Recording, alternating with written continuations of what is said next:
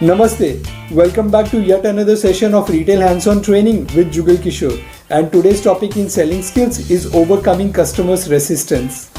We are going to cover this topic into 3 steps. How to deal with negative comments, what are the different customers or clients' behavior, identify skills to meet customers or clients' resistance. Sometimes the biggest resistance to innovation comes from the person who should benefit most from it, the customer. The customer can be very conservative when you come along with a new product or service. Why should the buyer take the risk with your unproven product?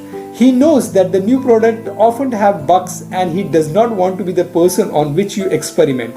He is familiar with the current method. Why should he change? This is understandable and needs careful handling. Your salespeople will doubtless be adapting and explaining the benefit of your new products, but the customer has the right to be skeptical.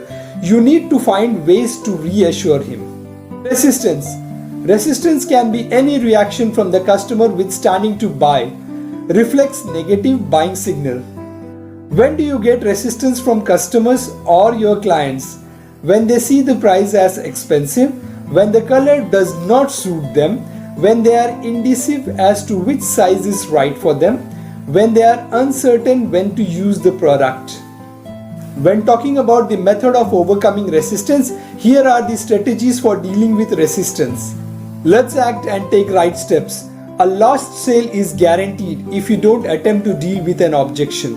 Alternatively, the best that can happen is the customer is persuaded by our response to go ahead. Change your tactics. If the customer isn't convinced, change your response. If they challenge your response, they are least interested. Once you have convinced them, they will probably become your best customers. Back up and clarify.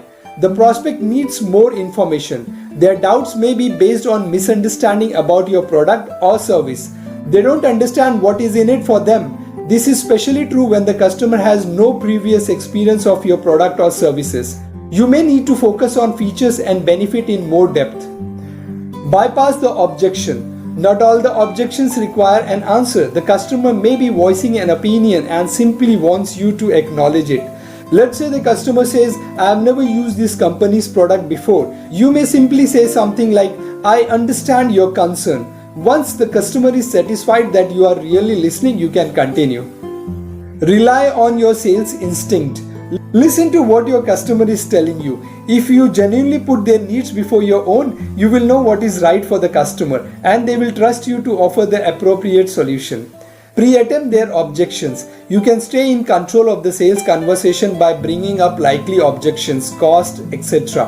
when you want to. It also deals with the objections before it has a chance to become a major obstacle. You may say something like this: we are proud of the fact that we can offer such a high quality product at such an affordable price. Avoid argument. You are trying to persuade your customer to buy, not to start a fight. Keep the objection in perspective. Remember that it is a request for information and you will be able to offer a reasonable response if you really focus. Let the customer finish. Encourage your customer to let him tell you the whole story behind their concerns. If you only get the half story, you might select the wrong response to change his feeling about the proposition. If you interrupt and jump in, you could answer the wrong concern. Keep the response short. Going to elaborate and excessive details will make your customer feel that you are hammering them with unnecessary informations. Keep it brief and simple. Use winning words. Use words that have positive convincing effect on customers. Examples are economical, recommended, genuine, guaranteed, advanced and reputable. How to deal with negative comments. Have a positive attitude. Be confident in yourself and the product you are selling. You're wasting your time with me. I never consider meeting with a busy professional a waste of time. I believe once you have evaluated the potential benefits, you may find what we are offering very interesting. There is no risk for perhaps a large gain. Very expensive. I can understand you want to avoid unnecessary expenses. All I'm asking is for you to evaluate what I have to offer. I really believe that once you have done that, will show you that we are not really talking about the cost but rather a short-term investment. We guarantee it. No time now. You are exactly the type of person I like to see, as busy people like you are always looking for ways to accomplish more in less times. Perhaps, just perhaps, I can help you free up some valuable time. You really have no risk involved. I'm very busy. I appreciate that you are a busy person. That is why I won't take more than 10 minutes of your time. You deserve a chance, based on your busy schedule, to evaluate what we have. I appreciate the fact that it is difficult to be interested in everything after a short look. However, I truly believe you will benefit by evaluating these firsthand. All I need is 10 minutes. It is a very small risk for a potential large return. No need. You will, of course, be the sole judge of whether or not we have something that will benefit you. However, I would suggest that before you make a final decision on whether we have a potential benefit for you, let's take 10 minutes so we can evaluate this product. I guarantee you, I won't waste your time. Acknowledge and expect that the customer or client can get a product or services cheap elsewhere in the market. Expect to hear this objection and be prepared with your answer. Customer: I can get this similar product at a cheaper price in the market. The salesperson can respond something similar. I quite understand, Mr. Sharma, that customers look for 3 things when they purchase a product: quality, service, and of course lowest price. Important skills needed to handle an objection: patience, effective questioning skills, optimistic approach, and product knowledge.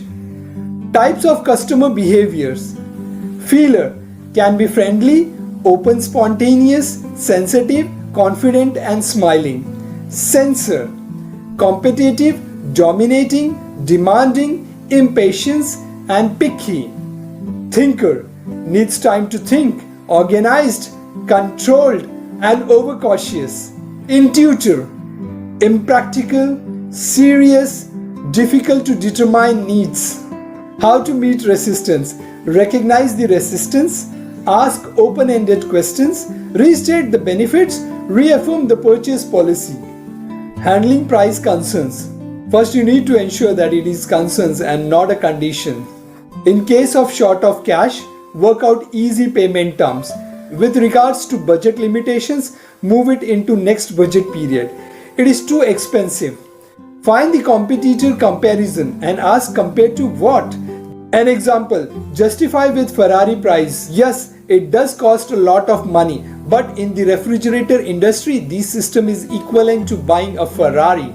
Competitors' awareness: it is vital to compete with superior differences of your product to the competition. You may respond something like, you know it is worth it because, and you can just continue your sentence. You will always encounter price as an objection in 99% of sales. To be professional, expect the objection, welcome it, and deal it with in a calm and structured manner. At times you need early adopters so you can get some traction in the market, customers' feedback, and positive references for your innovations. So acknowledge the client's concern and put offers in place. You cannot just use your standard terms and conditions for new product. You have to be innovative in your sales approach too. For example, you could offer a money-back guarantee, allow them a free trial of new product, continue to provide the old services so that they can go back to it at any time. Provide a special service level that gives them immediate access to your top support experts. Above all, you must choose the right early customers. Some people love the new technology and others hate it. Select the best early adopters from among your top clients. Stress the prestige that goes with early success for both of you. As you are in it together, it must be a win-win situation for both the parties. Thank you.